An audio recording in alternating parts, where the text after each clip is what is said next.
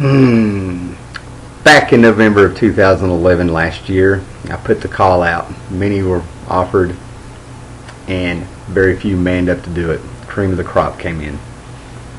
I probably about a month or so before that, probably around August, September of last year, October of last year, I got a whole bunch of comic books for cheap in a place that I ended up moving to, more or less. Lived an hour away. We were just hitting the road, and ended up in a comic book shop. Got a whole bunch of comics for cheap, for like dollar books and such. And I ended up getting I found this X-Men #1, and it was a variant cover, and it was a sketch cover.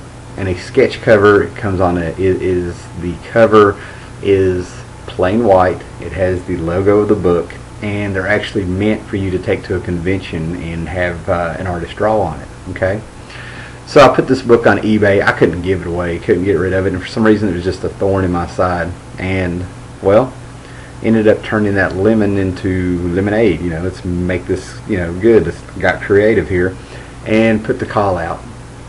Let's do a cover jam, comic book community cover jam, and everybody who who contributed to this got in contact with me, and everybody was going to put take a section, draw a character on there, because the community that we have here with these comic books, no doubt in my mind that everybody was trustworthy. No doubt in my mind that everybody was going to do this, was going to follow through. And wow, the places this book has gone. Okay, and I'll just kind of give you an idea here. Get my list up of people who contributed to this cover that you're going to see here, if it will come up. All right, we had 1, 2, 3 Comic Man of the Midwest, formerly of the Midwest. We had Dakin Howlett of Canada. We had Warzone Spider of America. We have Crom DeWan of Canada. Captain Cummings and the Great Dr. Rockstar of the Midwest of America.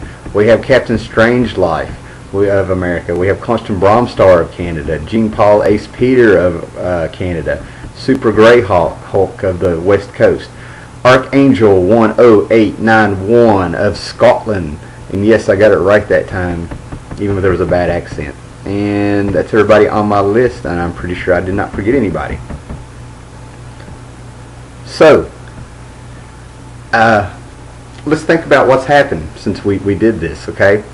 And the whole time that this book was being passed along, the wheels were turning. It kept going, kept traveling, all over the North American continent, the east to west, north and south, across the Atlantic and back and stuff. Think about what's happened in your life in that time, and what's been one of the things that has been a constant.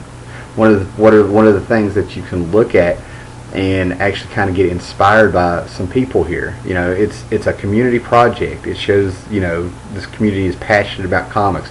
We're brothers and sisters of a hobby. And you start out here on YouTube. You present your comics, you do your hauls, you do your unboxing, you do your reviews and stuff like that. We end up sharing things. People put their families on film. We go on road trips with them.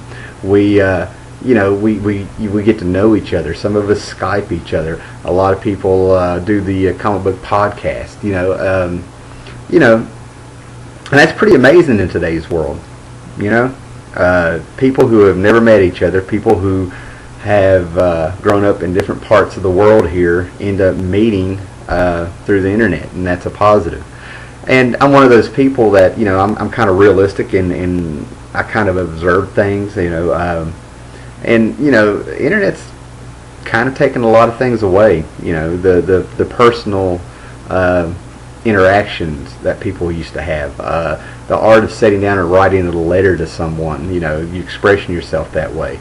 The fact that you're passively friends with people with Facebook and stuff, and we turn around and this community, basically shows that we're a lot of good-hearted people and stuff. We've actually went against the grain using a tool of the internet. I'm kind of inspired by it. Since I set this thing out, my life's had a couple of upheavals. I ended up moving to a town, don't know anybody in, even further away from what family I have. not with the person I was with and stuff, but what's been the constant on here? This community, you know. And it's in a way that's kind of cool because it's that one constant, you know. And this is just one more thing that I'm able to have a memory of, that all these people came in and had fun with this and contributed, you know. So I'm not having those really inspired words right now, and I'm not trying to build this up to something big, man, but this community is what we've made it, you know, in little projects like this. You know, it's the actions, not the words, showing people's passion and the trustworthiness and the creativity and the wanting to share, you know. And that says a whole lot about, you know, what we have here, you know. Okay, so take with it what you will. Now, without further ado, as for listening to me here for 5 minutes, I'm going to present to you the Cover Jam.